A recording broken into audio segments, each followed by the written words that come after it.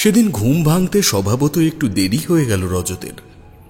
স্কুলের পাশের একটি ছোট্ট পানবিড়ির দোকানের মালিক নিমাই চক্রবর্তীর বাড়িতে তার প্রতিনিয়ত খাবার ব্যবস্থা করে দিয়েছে তারই স্কুলের সহশিক্ষক নবারুণ গাঙ্গুলি। নবারুণ ইতিহাসের শিক্ষক, রজত ওই একই স্কুলে বাংলা বিষয়ে শিক্ষকতা করে এবং রজতের একমাত্র বন্ধু এই নবারুণ গাঙ্গুলি। স্কুল ছুটির পর সে মাঝে মাঝে রজতের সঙ্গে গ্রামের পথে বের হয়ে যায়। তাকে মুদি দোকান, ভালো জলের কল এসব চিনিয়েছে সেই। সেদিনও স্কুল শেষে তারা হাঁটতে হাঁটতে চলে গিয়েছিল প্রায় গ্রামের প্রান্তে। এমন সময় রজত বলল, আজ তো বেতন আসার কথা, তাই না? হ্যাঁ, আমার তো মেসেজ এলো, তুই একবার চেক করে দেখ। রজত পকেট থেকে ফোন বের করে মেসেজ বক্সে ঢুকতেই যে মেসেজটি আনরিড অবস্থায় দেখল তা এসেছে কাল রাত 3:50 সময়। প্রেরকের নাম্বারটা ঠিক কোনো মোবাইল নাম্বারের মতো নয়, সেটি খানিকটা এমন। একটি বড় হাতের VM/9090। কৌতূহলবশত সে SMS-টি খুলে দেখল। তাতে লেখা আছে, একটি লটারির মাধ্যমে আমরা বেছে নিয়েছি এই নাম্বারটিকে, অর্থাৎ রজতের নাম্বারটিকে, যার গ্রাহক জিতেছেন নগদ 50 লক্ষ টাকা। পুরস্কারটি গ্রহণ করতে ভিজিট করুন জয়চণ্ডী অ্যারিনা হাউজিং কমপ্লেক্সের নিকটস্থ মা কালী এন্টারপ্রাইজে, পুরুলিয়া 121। নিচে দেওয়া নম্বরে কল করতে পারেন এই বিষয়ে আরও জানতে। রজত পুরো তথ্যটি পড়ে ফোনের স্ক্রিনের দিকে চেয়ে রইল অভিব্যক্তি শূন্য হয়ে। নবারুণ তার কাঁধে একটা ঝাঁকি দিয়ে বলল, কিরে, কোথায় হারিয়ে গেলি আবার? কি দেখছিস ফোনে? রজত বিনা বাক্য ব্যয়ে ফোনটি তুলে দিল নবারুণের হাতে। সে SMS-টি পড়ে অট্ট হাসি হেসে বলল, আরে তুই এটা দেখে এত আশ্চর্য হচ্ছিস কেন? এরকম SMS আমার ফোনে ভুড়ি ভুড়ি আছে, দেখবি? এসব হলো এক ধরনের প্রতারণার ফাঁদ বন্ধু। পুরো ব্যাপারটাকে এমন হেসে উড়িয়ে দেওয়ায় রজত খুব একটা খুশি হল না, কারণ এই প্রকার SMS সে আগে কোনোদিনও পায়নি বা অভিজ্ঞতাও তার নেই। তাই যতই হোক অভাবী শিক্ষকের মনে 50 লক্ষ টাকা জেতার এই সুবর্ণ মুহূর্তটি গভীরভাবে দাগ কেটে দিল। কিন্তু সেদিন আর নবারুণের কাছে এই বিষয় নিয়ে কোনো কথা সে বলল না, কারণ সে জানে ওর বন্ধু আবার যদি তার মুখে এই বিষয় নিয়ে কোনো কথা শোনে তাহলে আর তাকে নিয়ে মজা করার সুযোগ ছাড়বে না। দিন কয়েক পরেই গরমে ছুটি পড়তে রজত তার গ্রামের বাড়িতে ফিরে গেল। এবার নবারুণ গাঙ্গুলির ব্যাপারে একটা ছোট্ট পরিচয়পত্র রাখি। ছোট থেকেই ব্রাহ্মণ বাড়ির সুষ্ঠু পরিবেশে সে মানুষ। শিক্ষকতা ছাড়াও ধর্ম, কর্ম ও আধ্যাত্মিক জ্ঞান অর্জন করাটিকেও সে একটি নিয়মিত কর্তব্য বলে মনে করে। বছরখানেক হল তন্ত্রমন্ত্রের দিকেও তার ঝোঁক হয়েছে। প্রাচীন ভারতের দেবদেবী ও অপদেবতার ইতিহাস নিয়ে পড়তে গিয়ে সে এমন অনেক অলৌকিক ও যুক্তিহীন বাস্তবতার প্রমাণ পেয়েছে যা হয়তো আজকালকার দিনে আলোচনার বিষয়বস্তু হলে তা পরম হাস্যরসের খোরাক হবে। নবারুণ মনের দিক থেকে মহৎ ও সরল ভাবাপন্ন। স্কুল ছুটির দিন সে অঞ্চলের দরিদ্র বামুন সন্তানদের একত্রিত করে তাদের ধর্মের বই পাঠ করে শোনায়, যাতে তাদের ভেতরে পুজো আর্চা ও ঈশ্বর আরাধনা করে সংসার ধর্ম নির্বাহ করার ও উপার্জনের উদ্দীপ্ততা সৃষ্টি হয়। এক কথায় বলা যায়, নবারুণের মতো মানুষ এই রাজনৈতিক দলাদলির যুগে অমূল্য রতনের সমান। কি রে রজত, বাবা খেতে দিয়েছি সেই কখন, খাবি না নাকি? রজত বাড়িতে ফেরার পর থেকেই সেই SMS-টির ভূত আবার তার ঘাড়ে চেপে বসেছে। মায়ের ডাক সে শুনেছে, তবে তার উত্তর চলছে ফোনের ওপারে একজন অপরিচিত লোকের সাথে। নমস্কার, আমি রজত গুহ। কয়েকদিন আগে আমি আমার ফোনে একটা SMS পাই, সেখানে একটা পুরস্কার জেতার ব্যাপারে সংক্ষেপে লেখা ছিল, আর তার নিচে আপনার নাম্বারটা পেয়েছি। ও হ্যাঁ, ধন্যবাদ যোগাযোগ করার জন্য। আপনি খুব লাকি যে আজ কলটা করলেন, নইলে আমরা পুরস্কারটি বাজেয়াপ্ত করতাম পরবর্তী লটারির জন্য। আচ্ছা, নামটা কি বললেন আপনার? রজত গুহ। বেশ, আপনি এক কাজ করুন, এই সপ্তাহের মধ্যেই আপনার কাছে দেওয়া ঠিকানায় চলে আসুন। কোনো রকম অসুবিধে হলে আমার টেলিফোন নাম্বারে ফোন করতে পারেন, তবে খুব দরকার হলেই করবেন, বুঝতেই পারছেন অফিসিয়াল কাজ একটু ব্যস্ত থাকি আর কি। আরে না না স্যার, কোনো অসুবিধা হবে না। আর যদি তেমনই হয় তবে আমি আপনাকে SMS করতে পারি কি? হ্যাঁ অবশ্যই পারেন, বরং সেটাই ভালো হবে। আচ্ছা বেশ, তাহলে এখন ছাড়ছি কেমন? আপনাকে আরেকবার কংগ্রাচুলেশনস এবং have a good journey mister Guha. ফোনটি কেটে যাওয়ার আগে এই মাস্টার গুহ কথাটি কানে বাঁধল রজতের। একবার ভাবল কথাটি কি মিস্টার গুহ বলতে গিয়ে ভদ্রলোক মাস্টার বলে ফেললেন, নাকি মিস্টার শব্দটি বলেছেন রজত ভুল শুনল। যদিও এই মানসিক টানাপোড়েন বেশিক্ষণ ধোপে টিকল না।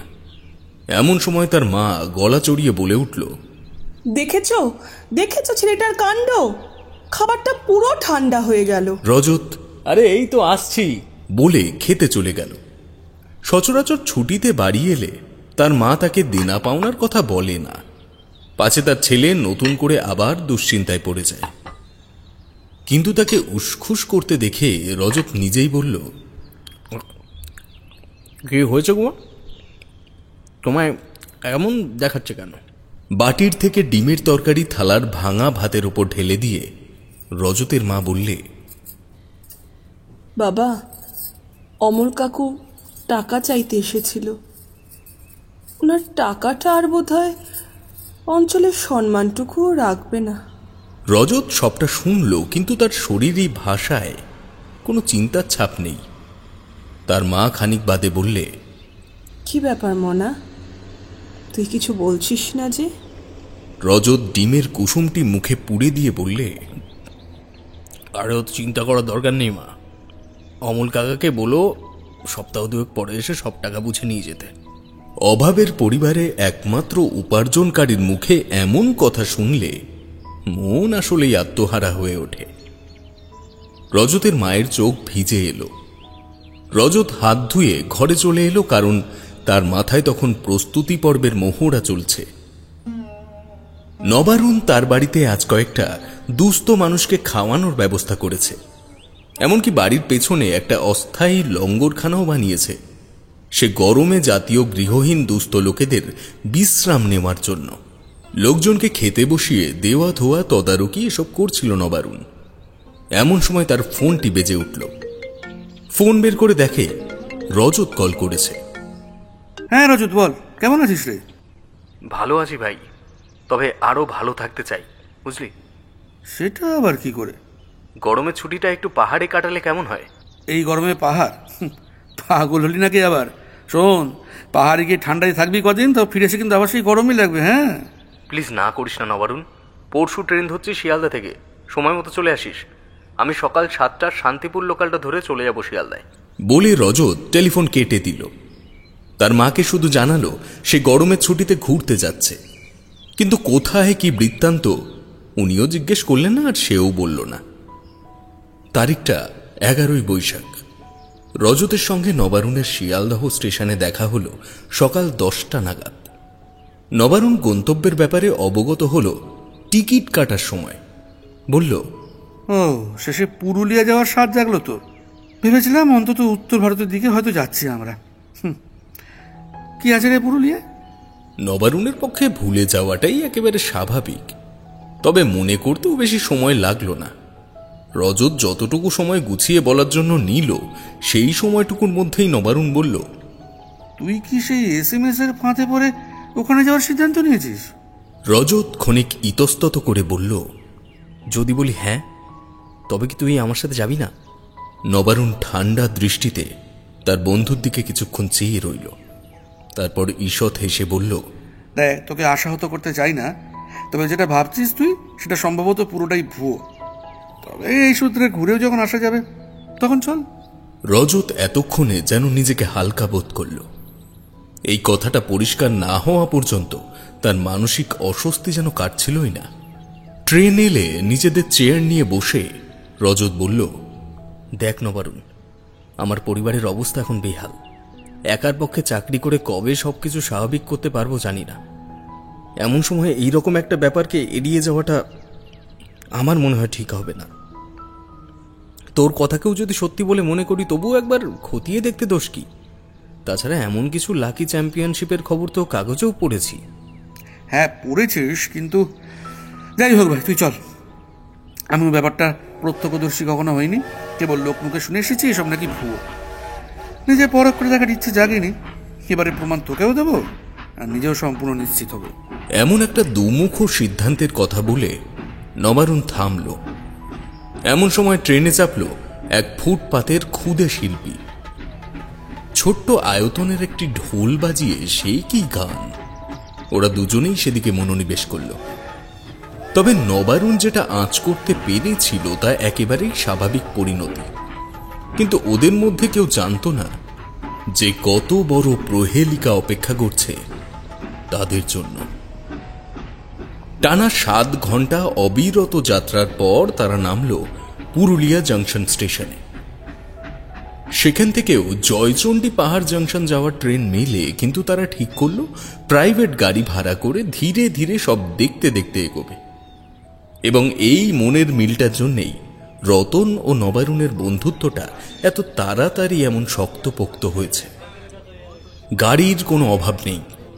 স্টেশন থেকে নিচের রাস্তায় নেমে আসার পর থেকেই তাদের কয়েকটা ছোটখাটো রিক্সাওয়ালা ঘিরে ধরেছে এবং তাদের পেছন থেকে কয়েকজন লোক দূর থেকে গলা চড়িয়ে বলছে, স্যার 20টা সাইট সিন করাবো, ভালো হোটেল দেবো, 2000 টাকা দেবেন। ওরা দুজনও ঠিক এমনই একটা ব্যবস্থা খুঁজছিল।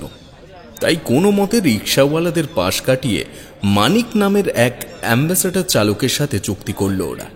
জয়চণ্ডী এরিনা হাউজিং কমপ্লেক্স সবাই এক নামে চেনে, ফলে গন্তব্যের নামটি শুনেই ট্যাক্সি ড্রাইভার মানিক বললে, এই তো কাছেই স্যার, ওই ধরুন 40 কিলোমিটার।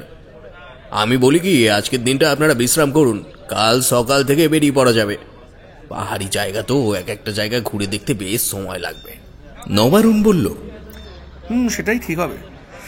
আজ একটু পরিবেশের সঙ্গে মানিয়ে নি, এই গরমে। রজত কোনো রকম মন্তব্য করল না। গাড়ির ডিকিতে ব্যাগপত্র তুলে ওরা চেপে বসল।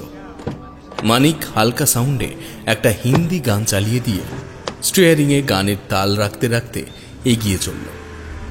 সত্যি ব্যস্ত চঞ্চল শহরের সৌন্দর্য হোক বা তাদের গ্রামের স্কুলের শান্ত ছায়াময় প্রান্তর হোক, এই রৌদ্রদগ্ধ লাল পাহাড়ের দেশ তাকে যেন নিমেষেই হার মানায়। স্টেশন সংলগ্ন অঞ্চল পেরিয়ে কয়েক কিলোমিটার রাস্তা পাড়ি দিতে না দিতেই যেন কোনো জনমানব বর্জিত দেশের অধিবাসী হয়ে পড়ল দুই নবাগত পর্যটক। নবারুণের মুখে আর কোনো কথা নেই, রজতের চোখে তৃপ্তির ভাঁজ। তার উপর সে মনে মনে ঠিক করে নিয়েছে ওই 50 লক্ষ টাকা হাতে পেলেই সে তার বন্ধুর কাছে এই প্রস্তাব রাখবে যে পুরুলিয়া যাত্রা বাবদ নবারুণের যা পয়সা খরচ হবে বা আরো হতে পারে সব সেই বহন করবে।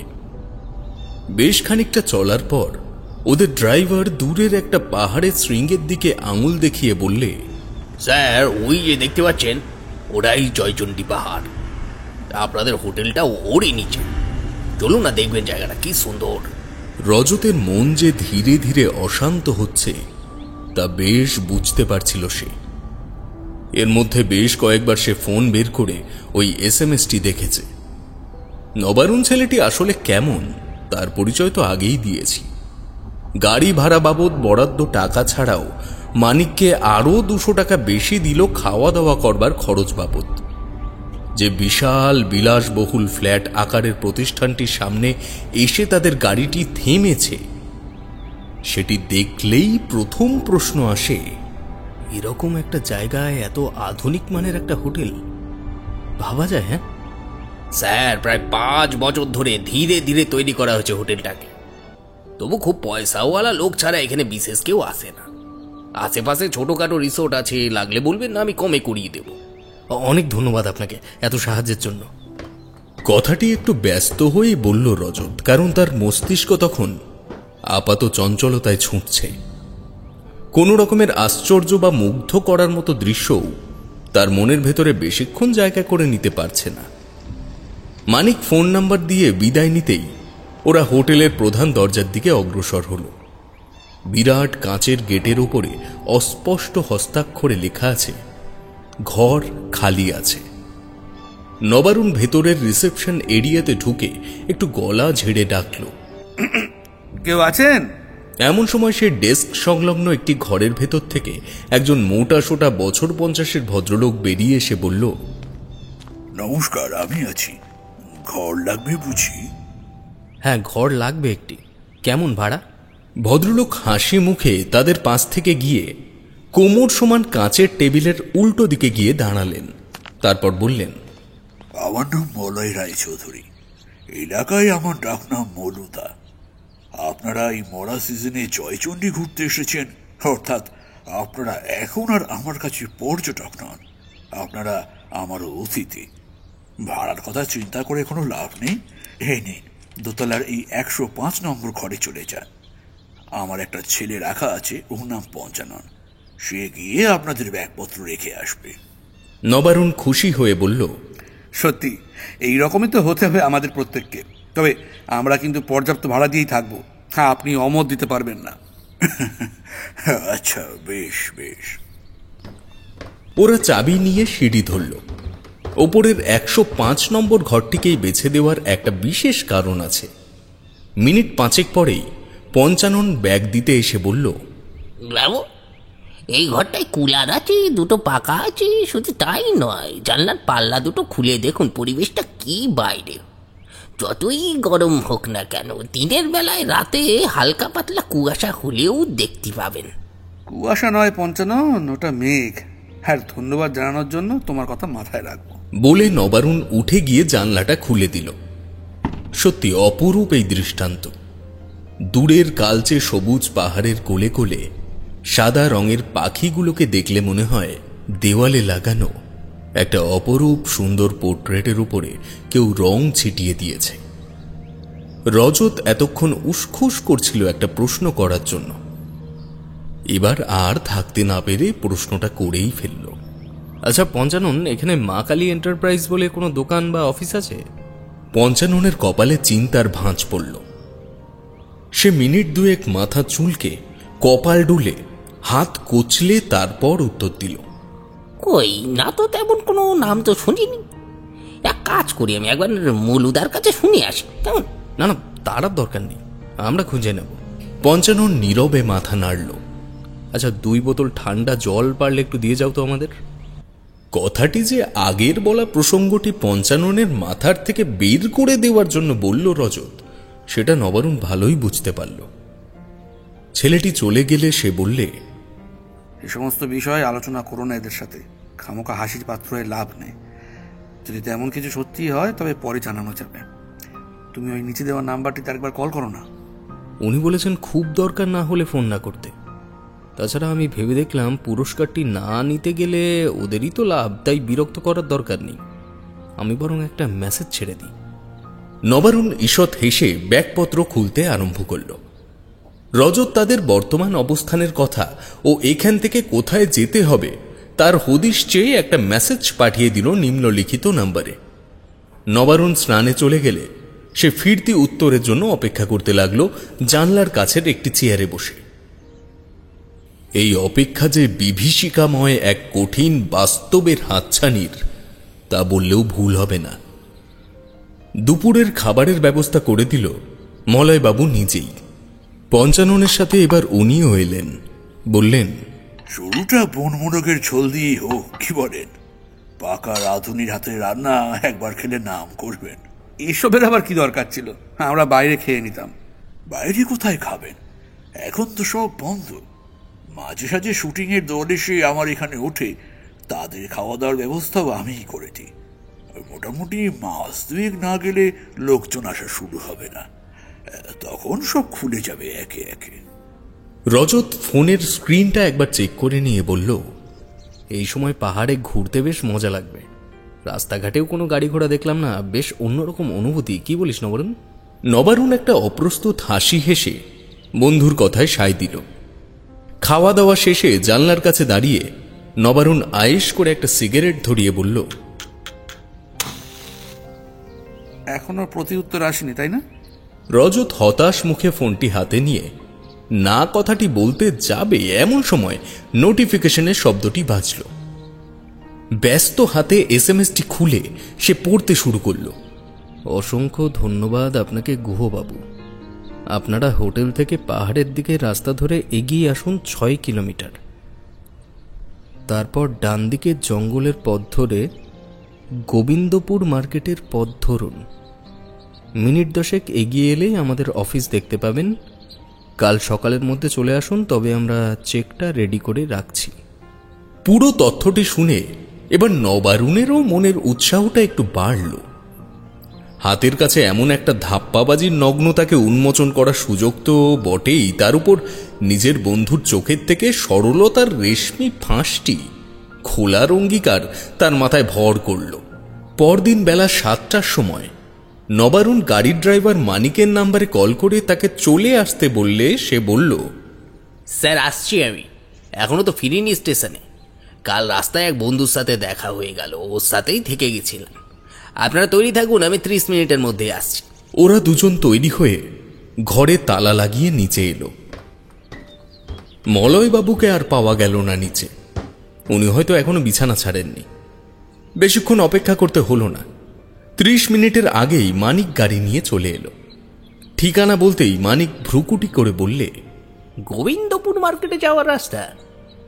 হ্যাঁ, ওদিক থেকে একটা রাস্তা আছে বটে, তবে আমরা অন্য পথ ধরে যাই। আচ্ছা চলুন দেখিয়ে দিচ্ছি।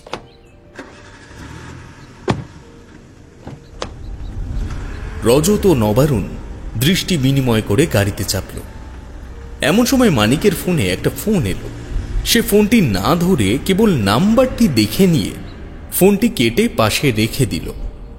নবারুণ বলল, তুমি কথা বলে নিতে পারো। না না, দরকার নেই, ইউনিয়ন থেকে কল করছে, বোধহয় নতুন কোনো পার্টি এসেছে। গাড়ি চলল পাথুরে পথ ধরে। নবারুণ ফোনে সময় দেখে চোখ বুজে কিছু একটা সময়ের সাথে মিলিয়ে নিল। কিন্তু বিপত্তি শুরু হলো এই দিন থেকেই। গাড়ি মিনিট 20 চলার পরপরই হঠাৎ অপ্রত্যাশিত ব্রেক নিল। নবারুণ ও রজতের মাথা গিয়ে বাড়ি খেল উভয়ের সামনের সিটের পশ্চাতে। কপাল চেপে ধরে রজত বলল, কি হলো মানিক? উফ, এটা কি ধরনের গাড়ি চালানো? মানিক ডান হাত দিয়ে তার বাঁ হাতের কুনুইটি ডলতে ডলতে বললে, স্যার আমি ইচ্ছে করে করিনি, ইঞ্জিনে খুব একটা অসুবিধা হয়ে গেছে মনে হচ্ছে, নইলে এমন হওয়ার কথা তো নয়। উফ, আপনাদের লাগেনি তো?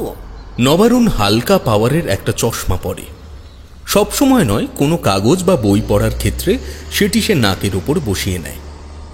এখন বুক পকেটে হাত দিয়ে দেখল তা একেবারে গুঁড়ো গুঁড়ো হয়ে গেছে। সে বলল, না তেমন কিছু হয়নি, তবে চশমাটা আর ব্যবহারের যোগ্য রইল না। আমি খুব দুঃখিত স্যার, প্রয়োজনে ক্ষতিপূরণ দিয়ে দেব। আমায় একটু সময় দিন, আমি দেখে নিচ্ছি কি হয়েছে মোটরে। বলে সে গাড়ি থেকে নেমে গেল। ওরা দুজন যা চোট পেয়েছিল তার রেশ অবশ্যই বেশিক্ষণ রইল না। গাড়ির আসলে কি রোগ হয়েছে তা উদ্ধার করতে করতে সময় কেটে গেল প্রায় 1.5 ঘন্টা। সূর্য ইতিমধ্যে তার স্বভাব সিদ্ধ ভঙ্গিতে মরশুমের সাথে তাল মেলাতে শুরু করেছে। মানিক জামা কাপড় একেবারে কালি কালি করে ফেলে অবশেষে নিরাশ মুখে ড্রাইভিং সিটের জানলার থেকে মুখ গলিয়ে বলল, বুঝতেই পারলাম না স্যার কি হয়েছে। একটা উপায় একটু চেষ্টা করা যেত, কিন্তু আমার মুখ নেই তা বলার। কি ব্যাপারটা কি? উত্তেজিত হয়ে বলল রজত। একবার যদি পেছন থেকে ধাক্কা মেরে দেখা যেত হয় কিনা। হ্যাঁ, তো না দেখার কি আছে?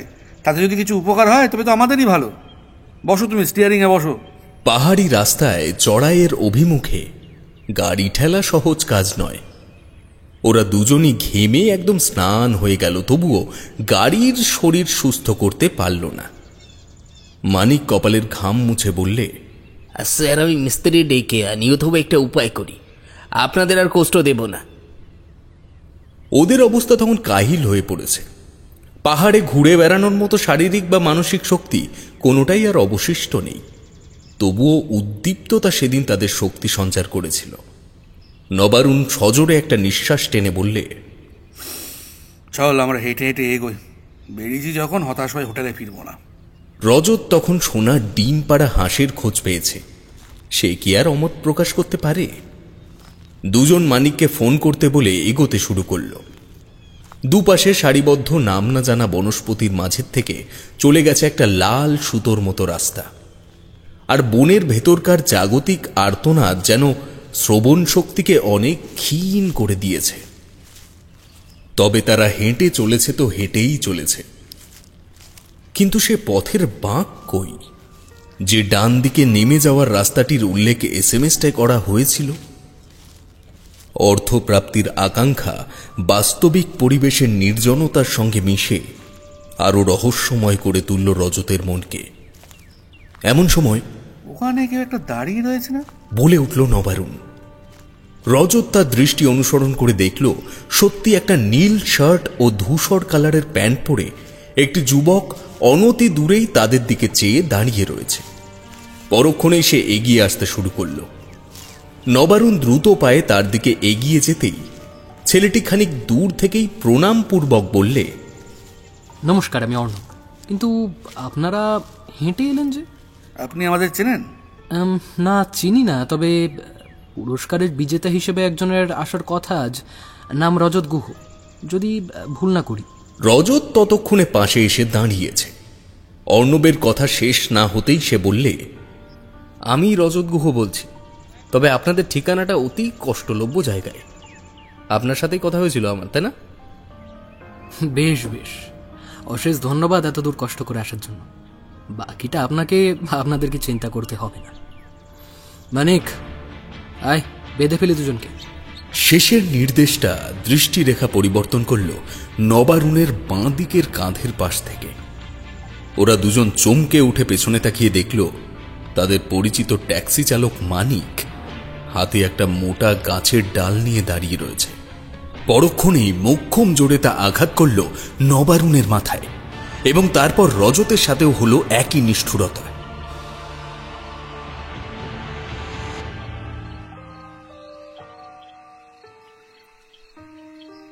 আগে জ্ঞান ফিরল রজতের। চোখ খুলতেই তার সন্দেহ হলো সে দৃষ্টিশক্তি বোধহয় হারিয়ে ফেলেছে। কি ভয়াবহ অন্ধকার চারিদিক! আতঙ্কিত হয়ে সে ডাকল, নবারুণ, নবারুণ, কোথায় তুমি নবারুণ? কোনো সাড়া শব্দ নেই। তার দুটি হাতও কোনো শক্ত ধাতব বস্তুর সাথে বাঁধা আছে বলে মনে হলো তার। ভয়তে তার শরীর তখন আড়ষ্ট। আর যাই হোক, তার বন্ধুটি তো এমনিও এখানে আসতে চাইছিল না। যদি সত্যি ছেলেটির সাথে কোনো বিপদ হয়ে যায়, তাদের সাথে এমন করা হলেও বা কেন? হঠাৎ তার কান সজাগ হয়ে উঠল একটা কোকানির শব্দে। রজত, তুমি কোথায়? নবারুণ, নবারুণ, তুমি ঠিক আছো তো? এ আমাদের সাথে কি হলো? আমরা কোন বিপদে? বিপদ যে হবেই তা জানতাম, তবে এমন শারীরিক কষ্ট দিয়ে তার ঋণ মেটাতে হবে সেটা বুঝতে পারিনি। তবে হ্যাঁ, জীবিত যখন এখনো আমাদের রাখা হয়েছে, সুতরাং কাহিনী আরো কিছু বাকি। কেবল শিক্ষা নিতে থাকো রজত। তবে আমার ইমিডিয়েটলি ফার্স্ট এইড প্রয়োজন। শেষে মানিকও এই ষড়যন্ত্রে ভাগিদার হলো। ওদের মনে পড়ে গেল একমাত্র মানিক ছাড়া আর অন্য কোনো গাড়ি চালক এত কম দামে পরিবহনের প্রস্তাব রাখেনি। তার মানে তার এই কারণ। রজত বলল, তবে মানবিকতা বা বিবেক বলেও কি কোনো কিছু নেই? যেই ছেলেটাকে তুমি খাওয়া বাবদ উপরই টাকা দিলে। মানবিকতা মানুষের থাকে রজত, পশুদের নয়। প্রস্তুতির থেকে পরীক্ষাটা অনেক বেশি কঠিন হয়ে গেছে। শিয়ালদা স্টেশন থেকে ভেবে নিয়েছিলাম অভিজ্ঞতা মনে রাখার মতোই হবে। যাক, একটা পায়ের শব্দ শুনতে পাচ্ছ? রজত কান সজাগ করল। হ্যাঁ, একটা শব্দ আসছে ঠিকই। কোনো ফাঁকা হল ঘরের মধ্যে থেকে ভারী বুট পরে হেঁটে এলে যেমন শব্দ পাওয়া যায়, এটাও ঠিক তাই। শব্দটা অনেকটা কাছে এসে থামল। অন্ধকারের ভেতর থেকে ভেসে এলো অর্ণবের গলা। উঠে গেছেন তাহলে? নবারুণ বলল, আমাদের কোথায় নিয়ে এসেছো? আমরা কি ক্ষতি করেছি তোমাদের? না না না না, কোনো ক্ষতি করেননি। ক্ষতি করতে যাবেন কেন? আমিও আপনাদের ক্ষতি করতে চাই, কিন্তু কি বলুন তো, এত কষ্ট করে এত লোকজন লাগিয়ে কাজ করার পর যখন শিকার একদম হাতের কাছে চলে আসে, তখন তাকে হাতছাড়া হয়ে যাওয়ার মতন একটা সুযোগও রাখতে ইচ্ছে করে না। তাই অজ্ঞান করতেই হলো। তবে ভয় নেই, আমি কালকেই আপনাদের ছেড়ে দেব। আমরা এখন কোথায়? এত জানতে নেই মিস্টার নবারুণ গাঙ্গুলি। আপনি খামোখা আপনার বন্ধুর সাথে এসে বিপদ বাঁধালেন। দরকার শুধু ওনার রজতবাবুকে। ওনার বলতে কার কথা বলছো? আর রজত একটা নিরীহ ছেলে, ওকে এভাবে? ওসব আমি জানি না নবারুণ বাবু। একটা কথা আপনাকে বলি, যদি চান শুধু আপনাকে আমি ছেড়ে দিতে পারি, কারণ কোষ্টি বাবার আপনাকে প্রয়োজন। প্রয়োজন শুধু আপনার বন্ধুকে। আমি আমার বন্ধুকে বিপদে ফেলে কোথাও যাব না, আর তোমাদের গোটা গ্যাংকে আমি পুলিশের হাতে তুলেই ছাড়বো। আর কি বললে? কোষ্টি বাবা? এই ব্যক্তিটিকে রজতের সাথে তার কি প্রয়োজন? অর্ণব অট্ট হাসি হেসে উঠল। সে হাসি প্রতিধ্বনিত হয়ে পরিস্থিতিকে আরো বিভীষিকাময় করে তুলল মুহূর্তেই। তারপর সে বলল, আরে বাবা, আপনি জানেন আপনি এখন কোথায় আছেন, যে পুলিশকে খবর দেবেন? মানিক যখন আমার ফোনটা কেটে দেয় আমি তখনই বুঝতে পারি যে আপনারা বেরিয়ে পড়েছেন। মানিককে তার মানে তখন আপনি ফোন করেছিলেন? শুনুন অর্ণববাবু, আমায় যা খুশি করুন, আমার বন্ধুটিকে ছেড়ে দিন। অভাবের তাড়না এখানে ছুটে এসেছি আমি, টাকার লোভ আমার নেই। জানি না ভগবান তবুও কোন পাপের শাস্তি দিচ্ছেন। আপনিও তো একজন মানুষ। চুপ করো রজত, তুমি আর কোনো কথাই বলো না। এটা যে মানুষ নয় তা এখনো তুমি বুঝতে পারো নি? আহা, সো স্মার্ট নবারুণ বাবু। আপনার মতন চালাক লোক যদি বাংলায় বা ভারতে থাকে তবে আমাদের পক্ষেও আগামীতে কারবার চালানো কঠিন হয়ে যাবে। যে না, আপনাকেও আর ছাড়া চলবে না। কোষ্টি বাবার কাজে না লাগুক, আমার কাজে আপনার মতন লোকের খুব প্রয়োজন। তাছাড়া স্কুলে চাকরি করে কত টাকাই বা উপার্জন করেন? নবারুণ নিজেকে শান্ত করার চেষ্টা করল। সে বুঝল যা করার এখান থেকে তাকেই করতে হবে। সে যদি সত্যি ঈশ্বরের একজন সৎ উপাসক হয়ে থাকে, যদি উদার ব্রাহ্মণ জাতির আশীষ তার মাথার উপরে থাকে, তাহলে সে অবশ্যই তার বন্ধুকে নিয়ে প্রাণে বেঁচে ফিরতে পারবে। হঠাৎ তার মাথায় একটা বুদ্ধি এলো। প্রশ্ন করল, এখন সময় কত হলো? ঘুটঘুটে দুর্ভেদ্য অন্ধকারের মধ্যে চোখ ধাঁধানো আলো জ্বলে উঠল খানিক দূরে। উত্তর এলো, এই তো রাত 12টা বাজতে গেল। কিন্তু এর মধ্যেই আসল কাজটা সেরে নিল নবারুণ। ক্ষণিকের আলোক বিচ্যুতিতেই সে নিজেদের অবস্থানটা যতটা সম্ভব দেখে নেওয়ার চেষ্টা করল। সে বুঝতে পারল তারা কোনো একটি ছোট্ট ঘরের মধ্যে আটক হয়েছে, যার দরজা সোজা করে চলে গেছে একটা সরু সুড়ঙ্গ পথ। তবে সেই সুড়ঙ্গ পথের দেওয়ালে পুরনো মন্দির বা রাজবাড়ির বাইরের কাঠামোর মতো খোদাই করে চিত্র অঙ্কন করা রয়েছে। রজতের মুখে কোনো কথা নেই, কোনো সংজ্ঞা নেই। লজ্জা ও আতঙ্ক মিশ্রিত হয়ে এক গুমোট পরিস্থিতির সৃষ্টি হয়েছে তার মনের ভেতর। অর্ণব তাদের দুজনকে শুভরাত্রি জানিয়ে চলে গেল। নবারুণ নিচু গলায় প্রশ্ন করল রজতকে, তুমি কোষ্টি বাবা নামের কাউকে চেনো? আমি এমন নাম জীবনে প্রথম শুনলাম। জানি না কি হবে কি না। বন্ধু, তুমি এখান থেকে চলে যাও। তুমি দয়া করে কোনো রকম ঝুঁকি নিও না। চুপ করো রজত, আমি তোমাকে নিয়েই যাব। শুধু নিজের চোখ কান সজাগ রেখো। কথা ফুরল তাদের। অক্ষমতা মানুষকে নীরব করে দেয়।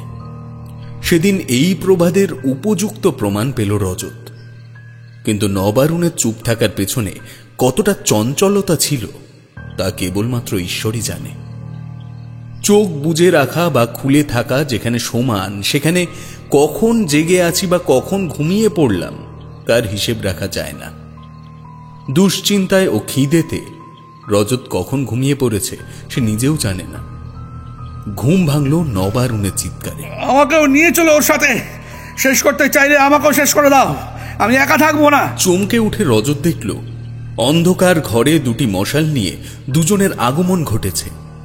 একজন অর্ণব আর অন্যজন অপরিচিত।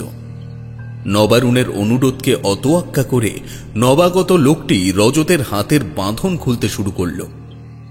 রজতের দেহে প্রতিবাদের শক্তি অবশিষ্ট নেই।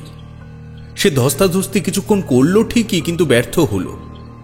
নবারুণ একইভাবে অনুরোধ করে চলেছে অর্ণবের কাছে, ওকে যেখানে নিয়ে যাচ্ছ আমাকেও নিয়ে চলো। আমি এখানে একা থাকবো না, আমায় নিয়ে চলো, নিয়ে চলো। ওকেও নিয়ে এসো অর্ণব।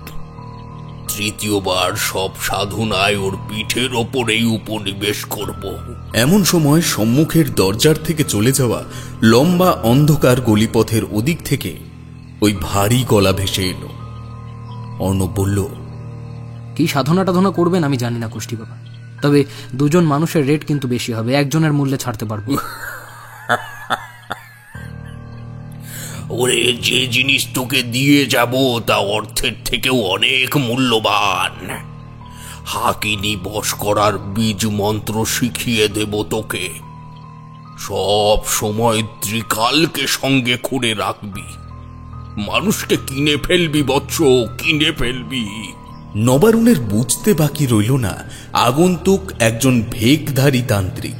ভেক না ধারণ করলে মানুষকে শক্তি দান করে যাওয়ার মতো দাম্ভিক আচরণ শ্বেত বস্ত্রে আসে না। সে যতটুকু বিদ্যে বাংলার আধ্যাত্মিক ইতিহাস থেকে সংগ্রহ করেছে এই ব্যাপারে, তার মধ্যে এই ধরনের তান্ত্রিকদেরও উল্লেখ ছিল। সেখান থেকেই তো তার তন্ত্রমন্ত্রের প্রতি হালকা ঝোঁক জন্মেছে। তাই যে সাধনার কথা অদৃশ্য আগন্তুক বললেন, সেই ব্যাপারে তার জ্ঞান আছে বিস্তর। সে ঠিক করল প্রতিবাদ না দেখিয়ে চুপ করে যাবে। এবার কিছু একটা এমন ঘটনার সম্মুখীন তারা হতে চলেছে যার আঁচ ওরা বিন্দু মাত্র পায়নি। রজতকে তখন টেনে দাঁড় করিয়েছে লোকটি। অর্ণব তান্ত্রিকের কথা মেনে নিয়ে নবারুণের হাতের বাঁধন খুলে দিল। যে অলৌকিক ক্ষমতা প্রাপ্তির আশ্বাস তান্ত্রিক তাকে দিয়েছে, তার কাছে 100 কোটি কালো টাকার পাহাড়ও কিছু নয়। তবে এর থেকে আরও একটি জিনিস প্রমাণিত হয়, এই তান্ত্রিকের ক্ষমতার ব্যাপারে অর্ণব আগের থেকেই পরিচিত এবং সে শক্তি নেহাত কম নয়। তবে এর থেকেও বড় একটি চমক যে অপেক্ষা করছিল রজতের জন্য, তা সে জানতই না। দুহাত পেছনে মুড়িয়ে যখন ওদের দুজনকে বাইরে নিয়ে আসা হলো, তখন রজত দেখল যে লোকটি কপালে লাল ত্রিলক কেটে সারা অঙ্গে ছায়ের প্রলেপ লাগিয়ে তার দিকে তাকিয়ে মিটমিট করে হাসছে, সে আর কেউ নয়, তার গ্রামেরই অন্যতম ধনী ব্যক্তিদের মধ্যে একজন। নাম অমল চ্যাটার্জি। এমনকি যার দেনা মেটানোর কথা সেদিন খেতে বসেও তার মা তাকে বলেছিলেন। রজতের মনে পড়ে গেল অমল চ্যাটার্জি একসময় কয়েক বছরের জন্য বাড়ি ছেড়ে নিরুদ্দেশ হয়ে গিয়েছিলেন। গ্রামে রটে গেছিল তিনি নাকি সন্ন্যাসী হয়ে গিয়েছেন। তবে কি এই তার পরিণতি? রজত বিস্মিত কণ্ঠে প্রশ্ন করল, অমল কাকা, তুমি কোষ্টি বাবা? এসবের মানে কি? আর তুমি বা এখানে কি করে এলে? আমি তো কিছুই বুঝতে পারছি না। তান্ত্রিক রহস্যময় হাসি হেসে বললে, হ্যাঁ, কোষ্টি বাবা, এই নামেই সবাই চেনে আমায় এখন। গ্রামে পরিচয় দেই না, কারণ তাতে আমার ব্যবসার ক্ষতি হবে। তবে তোর সামনে কেন পরিচয় দিলাম জানিস? কেন? কারণ তুই আর গ্রামে ফিরবি না। তোর বন্ধুর সামনে দেখা দেব না ভেবেছিলাম, ঠিক কায়দা করে বের করে দিতেও পারতাম, কিন্তু সে সোনার মানুষ নয়, বরং চলে গেলে উৎপাত আরো বাড়বে, তাই চলে এলাম। কিন্তু কিন্তু আমি তো এসেছিলাম একটা... জানি, এখন তোর সবটুকু জানার অধিকার আছে। তাছাড়া এই সময় তোর মনের অবস্থা এমন থাকলে আমারই ক্ষতি হবে। মৃত্যু ভয় দেখতে চাই তোর চোখে, সংশয় নয়। কিসের মৃত্যু ভয়? ওই কটা টাকার জন্য তুমি আমায় খুন করবে? ওরে, টাকা তো নিমিত্ত মাত্র। টাকার জন্য তোকে ডেকে এনেছি নাকি? তোকে এখানে নিয়ে আসার ডামরি মায়ের চরণে তোকে অর্পণ করার জন্য। টাকা চাইতে গেছিল যাতে তুই ফাঁদটিতে পা রাখতে আর বিন্দুমাত্র চিন্তা ভাবনা না করিস। শোন রজত, চাকরি বাকরি কি করবি আর করে, আর সংসার যখন বাদিসনি তখন পাড়ার লোকের একটা মঙ্গল করে যা।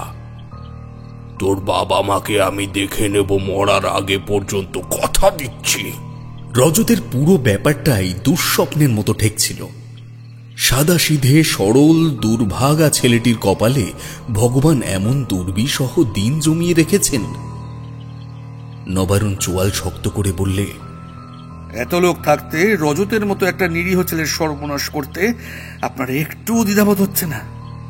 আর তাছাড়া ডামরি মায়ের চরণে ওকেই বা অর্পণ করতে হবে কেন? তোমার ব্যাপারে একটু খোঁজ নিয়েই এসেছি গাঙ্গুলি। রজতকে চোখে চোখে রাখতে গিয়ে বুঝলাম সে বন্ধু হিসেবে কেবল তোমাকেই চেনে, তাছাড়া পাড়াতেও কারোর সাথে মেশে না। তাই মনে হয়েছিল আর কাউকে না বলুক, তোমাকেও সব কথাই বলবে। সেই সূত্রেই জেনেছি তুমি ছেলে খুব ভালো এবং একজন উপযুক্ত বন্ধু হওয়ার মতো সত্তা তোমার মধ্যে বর্তমান। তাই তোমাকে আমি একটা শেষ সুযোগ দিতে চাই। তুমি তন্ত্রের ব্যাপারে যতটুকু জানো তা কেবল পুঁথিগত জ্ঞান। কখনো কোনো তান্ত্রিক ক্রিয়াকে বাস্তবায়িত করে দেখেছ? দেখনি? আমি তোমায় সব শিখিয়ে দিতে পারি নবারুণ। আমার সাথে হাত মিলাও। নবারুণ কোনো উত্তর দিল না। কয়েকবার অর্ণবের হাতের থেকে নিজের হাত ছাড়িয়ে নেওয়ার চেষ্টা করে চুপ করে রইল। তবে রজত বেশ বুঝতে পারছিল এই চুপ করে থাকার মানে কি। তার বিশ্বাস জন্মেছে ইতিমধ্যে যাই হয়ে যাক তার বন্ধু কিছু একটা করবেই। তান্ত্রিক বলল, কি ভাবলে নবারুণ? এমনিতেও আমার একজন ব্রাহ্মণ সহকারী প্রয়োজন। এবার সিদ্ধান্ত তোমার হাতে, বাঁচবে কি মরবে। এবার নবারুণ কথা বলল, আপনার মতো ভণ্ড তান্ত্রিকের সহকারী হতে যাওয়ার ইচ্ছেটা মনে কেন জাগবে বলতে পারেন? যে অন্য লোকের সাহায্য নিয়ে তার পুজোর প্রসাদ জোগাড় করে। আর ডামরি হলো নিম্নতন্ত্রের অঙ্গ। উচ্চমার্গের তান্ত্রিকদের কাছে সেটা অতি সামান্য সাধনা। যদি পারেন বড় কিছু করে দেখান, তবেই আমি আপনার সাথ দেব। কোষ্ঠী বাবা অট্ট হাসি হেসে উঠলেন, বললে, ডান পায়ের ষষ্ঠ অঙ্গুলিতে মরা মাছের কপালে ছোঁয়ানো তেল সিঁদুর লাগিয়ে দিয়ে তাকে যদি ডামরি মায়ের সামনে বলি দেওয়া যায়, তবে সে উপাসকের শক্তি কোন স্তরে যায় তা তোমার ধারণার বাইরে। তাকিয়ে দেখো রজতের ডান পায়ে 6টা আঙুল। আশা করি এতদিন তুমি সেটা লক্ষ্য করনি। নবারুণ দেখল সত্যিই রজতের ডান পায়ের কোড়ে আঙুলের পাশে একটি ছোট্ট আঙুল আছে। এবং একই সাথে এটাও মাথায় এলো, যখন তারা দুজনেই অজ্ঞান ছিল তখন নিশ্চয়ই রজতের জুতো জোড়া খুলে দেওয়া হয়েছে। ওদের দুজনকে প্রায় টানতে টানতে এবার খানিকটা দূরে নিয়ে যাওয়া হলো। রজত তখন অহরহ নিয়তিকে দুষছে। তার কপালে, তার মা বাবার ভাগ্যে ভগবান কি কোনোদিনও একটুও সুখ লেখেননি? সে কেন তার বন্ধুর কথাটাকে একেবারে মেনে নেয়নি সেদিন? আজ তার জন্য ওই নিষ্পাপ ছেলেটিও বিপদের মুখে পড়ল। এসব ভাবতে ভাবতে যে স্থানের সামনে ওরা পৌঁছল তার প্রকৃতি সম্পূর্ণ ভিন্ন। চারিদিকে উঁচু উঁচু টিলার মতো পাতা আর স্তূপ। একটি নির্দিষ্ট স্থানে সিঁদুর আর সাদা কোনো পদার্থের গুঁড়ো দিয়ে দুটি বিপরীতমুখী ত্রিভুজ অঙ্কন করা আছে। আর তার থেকে অনতি দূরে বলি দেওয়ার ব্যবস্থা, অর্থাৎ হাড়ি কাঠ, যার আশেপাশে অজস্র হাড় ও মাথার খুলির বাড়বাড়ন্ত। নবারুণ বিস্ফারিত দৃষ্টিতে তান্ত্রিকের দিকে তাকিয়ে বললে, আপনি এর আগেও নরবলি দিয়েছেন? মায়ের কাছে 108টা নরবলির সংকল্প করেছি। তবে রজতের মতো লক্ষণযুক্ত একটি মানুষ দিয়েই যে আমার সংকল্প সিদ্ধি হবে তা প্রথমে ভাবতেই পারিনি। অনেক দিন আগেই গ্রামের পুকুরে যেদিন ও স্নান করতে গেছিল, তখন আমিও সেই পুকুর ঘাটে বসেছিলাম। মনে আছে রজত? ঘটনাটি ঘটেছিল খানিকটা এরকম। মাস কয়েক আগে শনি রবি মিলিয়ে স্কুল 3 দিনের জন্য ছুটি ছিল। রজত স্বভাবতই বাড়ি চলে যায় এই লম্বা ছুটি পেয়ে। দ্বিতীয় দিন তার বাল্যবন্ধু কমলের পাল্লায় পড়ে গ্রামের অভ্যন্তরে অবস্থিত একটি পুকুরে স্নান করতে যায় সে। সেদিন এই অমল চ্যাটার্জি পুকুর ঘাটেই বসেছিলেন। কথায় আছে চোরের মন পুলিশ পুলিশ, তা এই ব্যক্তি হলো তার অন্যতম উদাহরণ।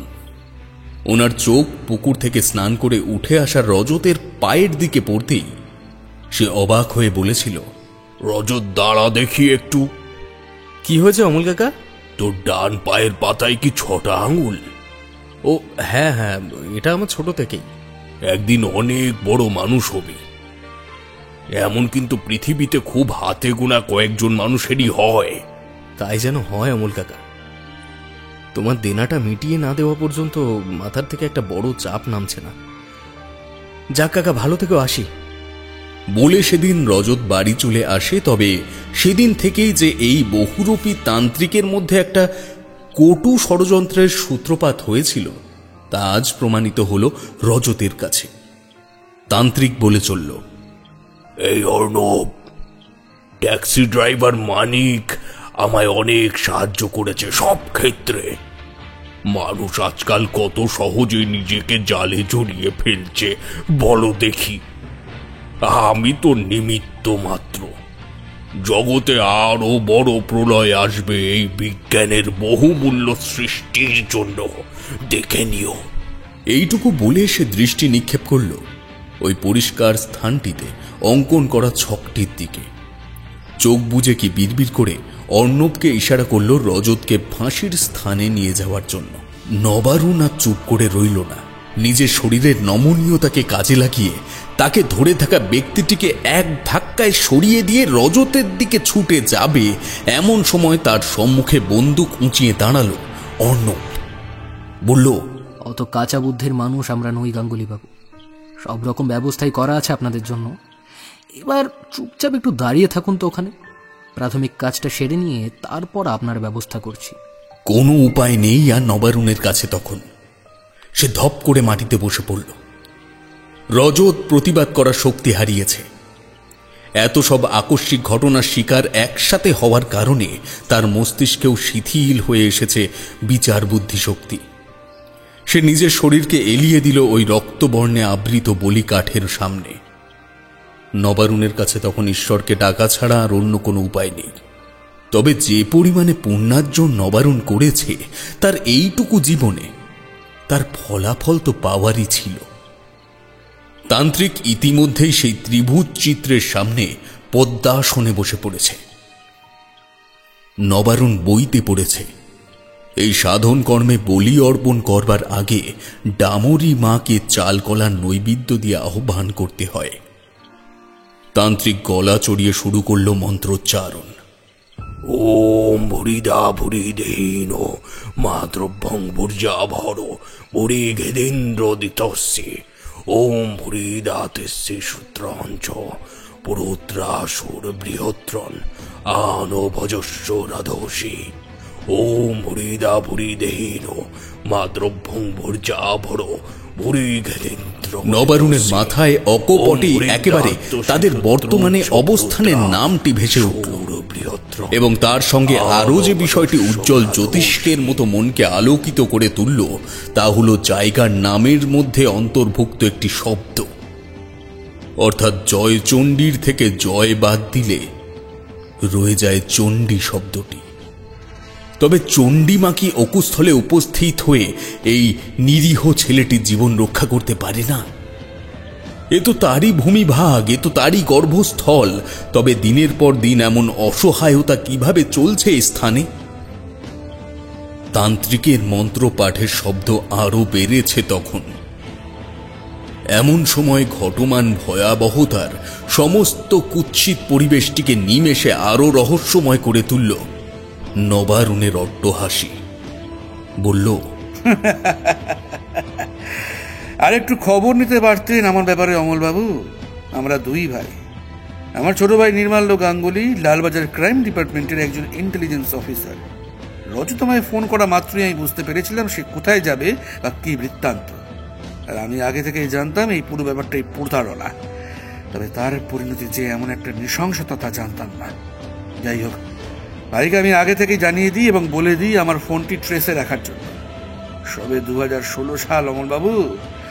দেখবেন একদিন বিজ্ঞানের এই আবিষ্কারগুলো আপনাদের মতো কুৎসিত লোকদের গর্তের থেকে বের করে মারবে। দেখে তো মনে হয় আপনি শিক্ষিত মানুষ, তাই আশা করি ট্রেস মানে বোঝেন।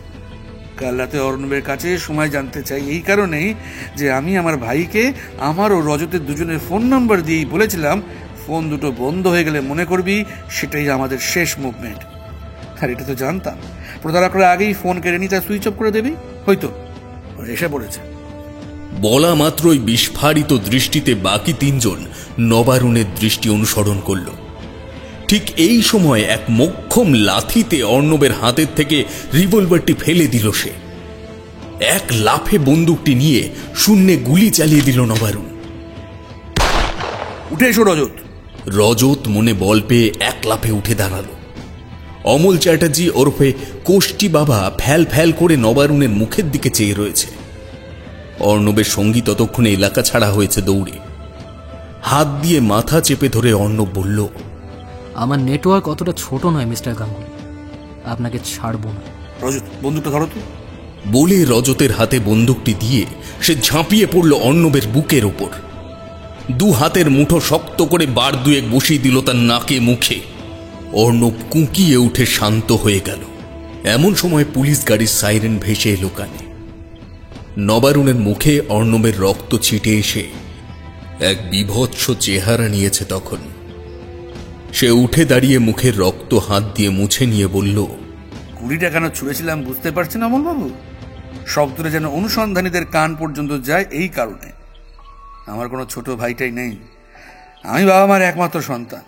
ভেবে দেখুন, একদিন এক রাত হয়ে গেল আবাসিকে ফিরিনি।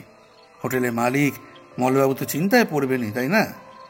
জানতাম উনি রেস্কিউ টিম ও পুলিশকে খবর দেবেন একবার। এবার বলুন, হাজতে যাবেন নাকি ডামরি মায়ের চরণে নিজেকে অর্পণ করবেন? রজতের মতো লক্ষণযুক্ত ছেলের হাত দিয়েই আপনার বলি ফেলবো।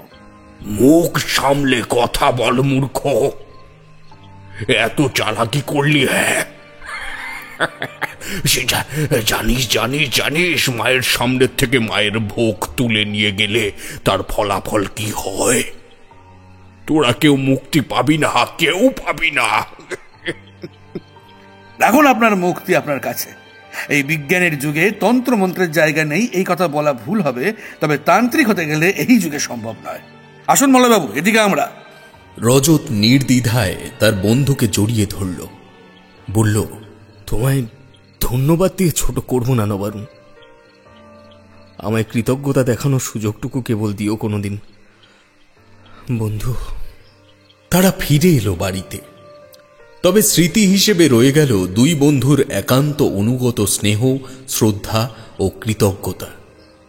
আপনারা যদি কোনোদিনও এমন কোনো ফাঁদে পড়েন তাহলে অবশ্যই সর্বপ্রথমে পুলিশ হেল্পলাইন নাম্বার 100-এ ফোন করবেন, যে কোনো স্থান থেকে, এবং অবশ্যই নিজের পরিচিত মানুষদের সাথে সম্পূর্ণ বিষয়টি নিয়ে আলোচনা করবেন। ধন্যবাদ রাজপ্রতাপের থেকে সম্পূর্ণ গল্পটি শোনবার জন্য।